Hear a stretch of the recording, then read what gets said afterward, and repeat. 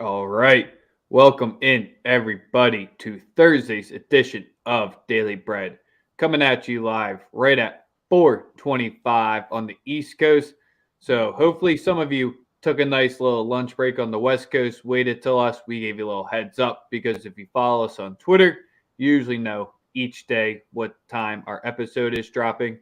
So we're currently live there as well. So if you're tuning in with us on Twitter, we'll still monitor your comments. StreamYard and Twitter look like they hate each other and they'll never let us feature you again.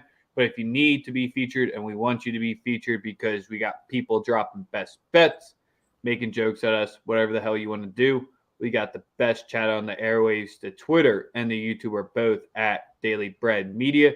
So like, retweet, subscribe, all that good stuff on both of them for us. We appreciate it. Coming at you live every single day. First basket season is back. You already know that because the NBA's back. Sosa's happier than we've seen him in a long, long time. But how are you doing today? Feeling great, man. Feeling absolutely fantastic. So happy we made it through to the actual NBA season returning. It feels like fucking quarantine happened or something, man. I really need a competitive NBA basketball. 1 week and everyone goes nuts. I know, Jesus Christ. But yeah, I'm glad we're back in, and I'm glad it's I'm glad we're about to make this shit happen. Yes, sir. Also, you see the banner scrolling at the bottom. Be sure to be tapping into the Wise Guys Diamond Club. 6 p.m. Eastern today. The sale ends before the post All-Star break NBA. So make sure to be getting that because it's the best one there has ever been. From last night, what you see? Anything? Triple overtime, that's what it takes? That's More what it bad takes. officiating. Oh my Lord, more terrible fucking officiating. It's been awful across the board, man. College basketball is just whew. If we thought gambling was bad, they're getting the heat. Oh my Lord, back to back terrible big high level Big East games where the officiating down the stretch just absolutely awful. Really. It's insane. I can't believe what I'm witnessing at this point, bro. It's like it's craziness. Some players out in the NBA. It's like especially like some I was looking at Darius Garland being out. Like, damn, like he did a lot during All-Star break, you know. But you can't be mad, right? First time experience. He got the nod, so you can't really be upset about it. But it's a little odd seeing him on the injury report. You got some guys in and out for today, but I'm just really, like I said, I'm really excited about tonight. I was about to say happy about the 4-1 day yesterday on the show. So he had a clean 2-0, I believe. So yes, it was an all right day, man. I'm sorry for the one loss for everyone. If that's the only play you tailed, man, that's some pretty bad luck. What I saw last night was our main man, Phil Martelli, holding it down. Nice, strong win. I knew you were going to bring him up. I knew you were going to bring him up like immediately. Great press conference. Do it. Great press conference. All around, great guy. Showing you. I'm not Juwan Howard. Well, we know, Phil. We know. Like we know you're not Juwan. Clearly not Juwan. We get it. But no, shout out to them. They took care of business. I know Goose is sick. There he is. He was here for 4 minutes and 5 seconds, and he's gone. Yeah, you'll make the tournament just fine. There's nothing to worry about. It's just don't try not to lose the game next time, like some fucking suckers. Had that game in Houston against Houston in the pocket, and your coach tricked it off. Don't think I forgot. So, as usual, we're about to get into our plays of the day. So we know the Europa action is going on right now. So as usual, drop your best bets of the day. Drop your questions. Let us know what you're currently sweating. Let us know if your bet cashes, if it fails, whatever the hell happens. Be sure to be dropping them into the comments. Rarely ever do this, but we do have a CONCACAF action, but you got to be somewhere to get that one. You want to do college hoops and then into the NBA action. So we got to tease you all. NBA back. It's got to take a back seat, but we'll talk about not the game of the night, Sosa, but what everyone's talking about on Twitter. Are we backing Gonzaga in the first half because it's sitting at -5.5? It's one of the few times in conference play that we're going to get this type of number. Full game is at 10. The total's set at 156. You got any thoughts in this one? I think I would be more entailed to take them full game, but I mean they're playing a team that they've been really good against teams in the conference, and it's just close, man. I first half when you get the number that low with them, I mean it's worth the sprinkle. I personally I like them full game, bro. I'm so glad I marched back my stance on Baylor because I was giving Baylor a lot of credit, and they've shown to kind of they've dealt with injuries and such. But Gonzaga is looking like a real life juggernaut type of team. I mean, they do it every year at this point, right? I mean, it's nothing new with Mark Few and him being able to now recruit, McDonald's All-American guys to come in and play. But the 5.5, I like it first half, but I think I like the full game better. I think they end up winning this game by like 15 plus. That's just my the first time. I don't have a play in this one. This is my sit back and relax watch game of the night. Because in the first time they met Gonzaga, they won by 16 on their home court. There's been 9 games in the San Francisco's 29 games so far this season where they've gone under 100 points per possession. Their second worst game of the year was against Gonzaga. They could not get anything going from the inside, and they were cold from 3, only hitting 6 of 21. The inside of Gonzaga is the one thing where that 5.5 almost seems like free money. It's almost kind of like where that Alabama first half in football comes around. It's not often where you get it under double digits. So I can't doubt you on that one because it's really easy to just stop this Don's offense. If you can stop Bouye from being creative, and then they have the size to match up with Molesky. And then the Dons are just a roller coaster. They scored 100 plus in 2 of their past 5 games. The other 2, they scored 64 and 74. So that's why I like the under here. I don't think the Dons don't get much luck tonight. The other one we have to talk about, everyone's already talking about in the chat, Middle Tennessee. Why is this fishy low? Because this should be at 10. It's only at 6.5. The first time they played, they only won by a bucket. So that's why it is what it is. I mean, based on their performance recently, it should be a rather easy play, the 6.5. But I think I like it as well. I think I like the wagon, like you said. They've looked really good, bro. Really good. Yeah, the DePaul money line. I don't have a play in DePaul versus Butler. This is DePaul versus Georgetown. This is Georgetown's last winnable game unless there's going to be a huge upset. That's why I purely want to stay away from it. No thoughts on William Mary. Jump straight to the NBA, Jammer. Not yet. I'll give out my plays and rattle them off quickly here for you. Take your time. You're all dying to get there. First play of the day, we're laying a -6 at home. Don't love doing that, but Vegas is telling us something here. And who has the best home court advantage in college hoops? Colorado, who sucks on the road. Arizona State. I don't expect this defense to travel here. So you knew exactly where I was going with it. -6, -110. Both of these teams pretty match up similarly against each other. The 2 reasons why Arizona State's offense is kind of terrible, especially on the road, where bottom 25 team in 3-point percentage, bottom 50 team in 2-point percentage. So that's kind of where Colorado's got the bodies inside. They lock it up from deep on the home court. Give me the -6, -110. And Arizona State won't close out baskets because they cannot defensive rebound.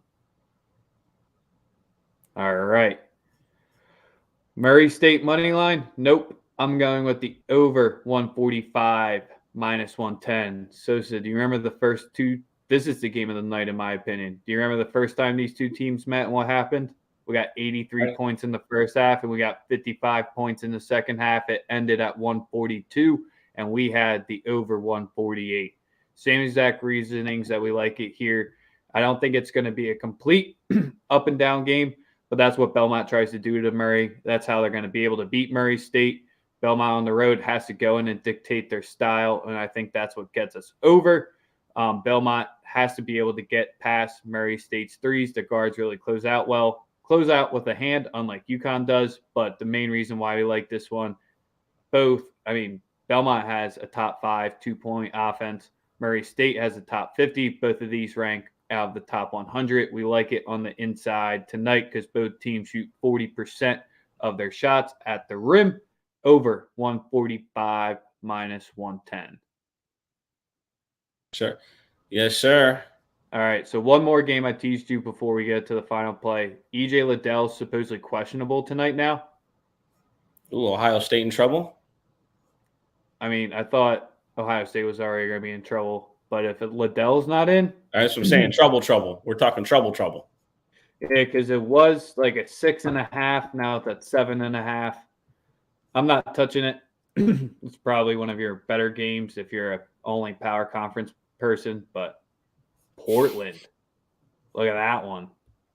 That's a good luck with that. Portland, this is kind of where they're going at Pacific. Pacific's terrible, but it's moved in their favor. It reminds me exactly of when they played Loyola Marymount, where they hit the put back to hit the buzzer beater at the win. I just don't want to touch that one. Last play of the day. We got to go to UCLA, Oregon. I'm going with the under 137 minus 110. 2 Pac-12 games of betting tonight, so I'm really going to enjoy watching some quality hoops. But in this game, for some reason, Oregon's money line screaming at me. I know they've lost back-to-back. They hung tough with Arizona throughout, and they couldn't get a shot up on that last possession. Oregon's defense could be the culprit here. I just like with both slower paces, Oregon knows that they can't try to run with them. They'll be able to stop them in the half court.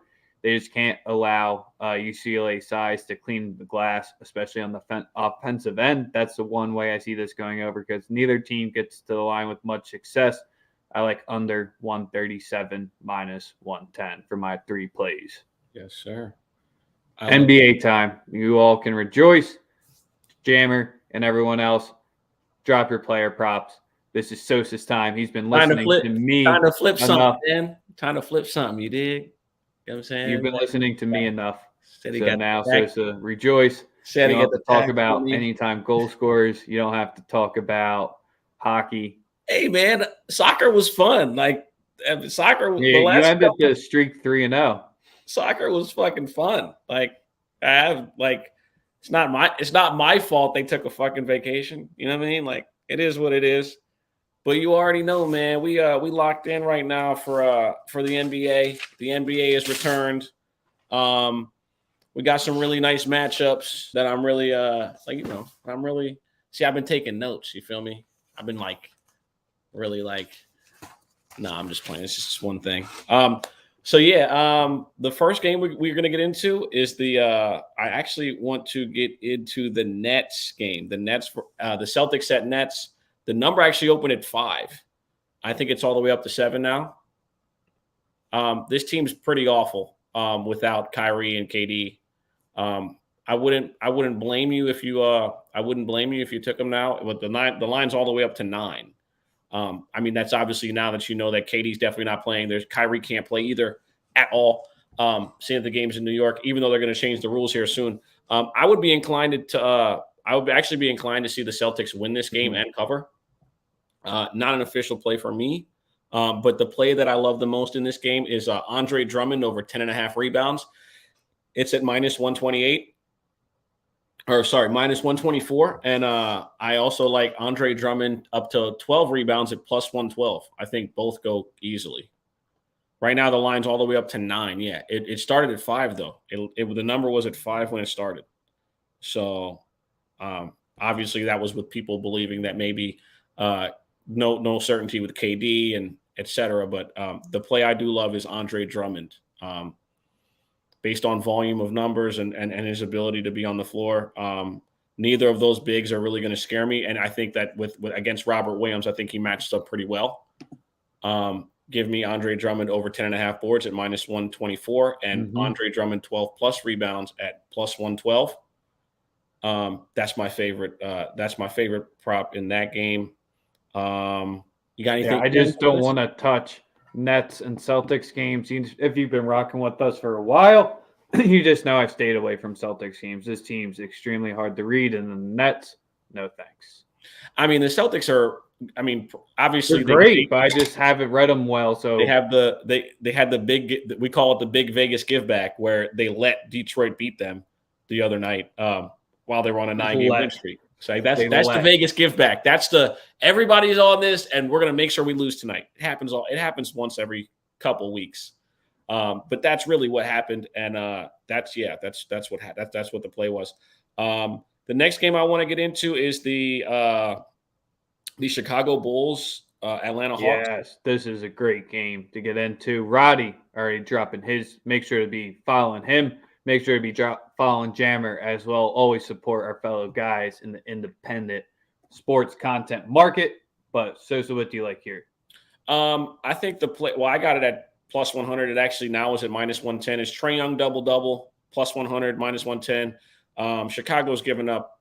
I believe they lead the league in assists given up to point guards. It's pretty easy. And I believe on the other side, it's the same way. I'm picking both opposing point guards to go over there to one. I like Ayo DeSamu to go over 5.5 assists at minus 105. Opposing point guards have been a problem for both teams. We all know Chicago doesn't play a lot of defense. Trae Young double. Like I said, I got it at plus 100. It's now all the way down to minus 110. I really like Trae Young double and Ayo over 5.5 assists. Maybe you could parlay them both. Throw a half unit on it. We can just cash out together. I was about to say Trae Young double for sure. Trae Young double for sure. And I like how you came to this game because this is exactly where my player prop and my only NBA action is going to be coming from tonight. Levine's getting over 23.5 points, no doubt. I got that on minus 110. I'm going to continue to do it all season. I target shooting guards that play the Hawks. Absolutely. Just out more often than not. Cole Anthony got it easy. I'm going Levine. Sure, DeRozan's there to take away some shots, so I would even like that one as well, but I like to target the guards. All right. And I actually have a parlay for the folks watching. I actually have the magic word. The view count just spiked to 150 viewers. I got a three-part plus 300 parlay. It's Jarrett Allen to record a double-double, Karl-Anthony Towns over 1.5 3-pointers made, and DeAndre Ayton to get a double-double plus 300.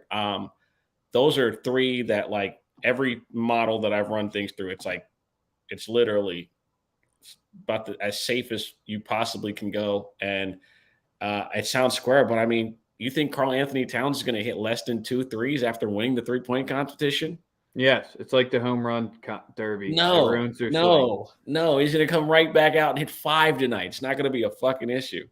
Sosa, do you remember the one time you said if we're ever an issue, if we're ever being held hostage, as if we said the word parlay? And man, I know. Yeah, like I said, I know that I said the odds were juiced. I like those three options. I think Jarrett Allen double, no problem. I'm also waiting on a line for Rajon Rondo's assist. No Darius Garland. I mean, obviously that makes him the lead guard, and he's an assist maestro. It's what he's been his whole fucking career. I mean, the number is going to open at like 4.5. I would take that 1,000,000 times out of 1,000,000. I have one more play for the people today. That is in the Golden State versus Portland game. And we are with Andrew Wiggins over 15.5 points. That's currently at minus 116. I also like him up to 20 plus at plus 210, small sprinkle, half unit max. Portland's just been terrible against small forwards all season. Andrew Wiggins coming off an all-star game in which he wasn't necessarily good. Nurkic just out with a plantar fascia. So being that he's one of the few players that actually attacks the basket and gets 2-point shots made, I like the matchup even more now with no Nurkic. So I am 100% on Andrew Wiggins over 15.5 at minus 116 and Wiggins 20 plus at plus 210.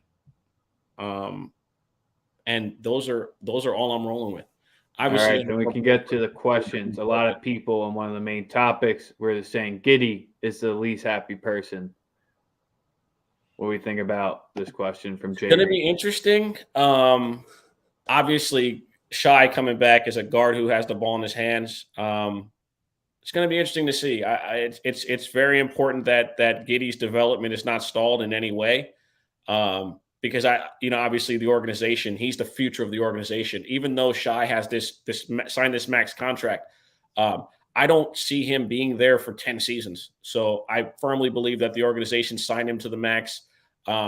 And Giddy should be sick, because what they're going to do is they're going to try and showcase Shai so that his numbers look inflated so that another team will trade for him. Yep. That's the reason why they gave him the money. Now they're going to let him go out there and put up empty numbers that look good, somewhat efficient, no wins, and they'll trade him. So, yeah, Giddy's probably fucking sick. I would not be surprised if he doesn't go. And I would not be surprised if he goes under his 15.5, especially with SGA. And also, whenever a team star comes back, it's usually protocol to fade them anyway, right? So those are my thoughts on that one. You didn't give out a winner in Memphis at Minnesota, bro. I like the Grizz -3. That's official too. Did you give that out and I just spaced on it, or no? No, I didn't. I didn't give it out yet. Grizzlies -3. I had them at -108. That's what I bet it at. I don't know if the number may have changed by now. It's down to 2 actually. But it's nothing personal. It's just I just believe that they're the better team. I just think that, I always get on here and I say don't that whole gatekeeper mentality where you think teams have to lose before they're good. Like, that's not the way to go.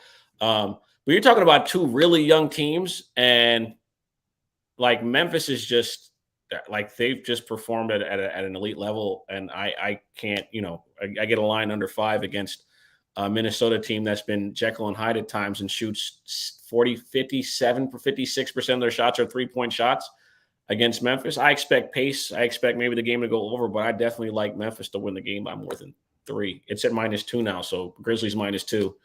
I bet them at -3. So because books are lazy to take them down. I really don't know how the fuck they got that number, but we shall see. Yeah, you peeped that. I noticed that too. Who has the best chance of an upset tonight? Home dog. If I had to pick, it would probably be Minnesota. Like, barely qualifies. Since it would be Minnesota because they're the best matchup. Obviously, the other teams, he seemed to be devout of talent or missing players. It would have to be Sacramento almost, because it's only being +4 at home. I think the books are asking you to lay it with Denver. Yeah, and again, it seems like a weird number, but Kings. That's the one I would go with. Yeah, Jay Smith is rocking on my side. Those Mr. Heat, shit. They now play the Kings 3. They play the Kings 3 times in the next 8 games. Yeah, I'm not telling you to put your hard-earned money backing the Kings. So that's just kind of why I sneaky think Georgetown gets the upset tonight in college hoops, but still at the same time, not telling you to put your hard-earned money on the team that hasn't won a game in conference play and is almost reaching a 20-game losing streak. Yeah, Sixers money line, you can lock that in tomorrow. I endorse that. Yeah, Sixers money line, James Harden triple-double, Embiid to go for 40. Like, come on, of course. So we got to talk a little bit more college basketball. We'll probably go for 5 minutes. We'll just rant and rabble at this point. One prediction I have. You don't have to do a prediction. You can just say somebody sucks. The Pels will make the playoffs. I'm still rocking with them.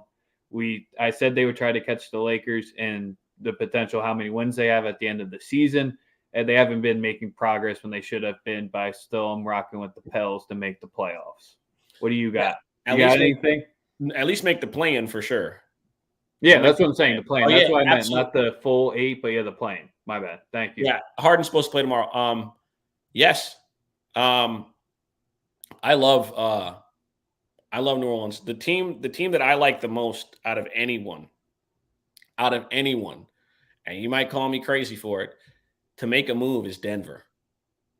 I think Denver, they get Murray back. They said they're getting Porter back. If they get those guys back, I could, for them to be where they are right now as a 6 seed is crazy. I like the Wolves too. I do like the Wolves. I like the call from Jammer with that one. I like the Wolves too. I mean, but again, it's like I said, it's the gatekeeper mentality still. It's like, are they too young? Are they too young? Are they too young?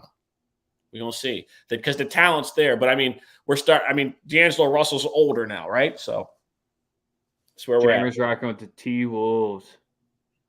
I can't trust Cat. Sorry. A lot of Cat love.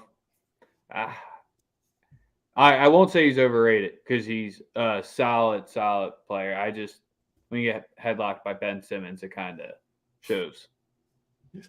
Don't do that. Don't do that. Don't do that. Why you got to bring him up? Like, listen. I didn't. It was to knock on Cat, not on him. Ben is now gone. He's no longer in. He's right there in the box with Mike Lowry's mom's. You know what's. All right. We threw that bitch in the ocean. Like, All right, he can do a lot on offense, I guess, but he's pretty he gets eaten up when he plays any decent big. Best shooting big ever. He is the best shooting big ever. It ain't even close. Listen, the only other guy we put in that conversation is Dirk. But as far as the three, bro, that catch and shoot shit is crazy from Carl. Hey, we've seen a big man who we said was the best shooting big man be able to carry a team in Minnesota to multiple playoffs. We haven't seen Cat do that with way less help. That's how we'll end the show. Make sure to like and subscribe. I can't believe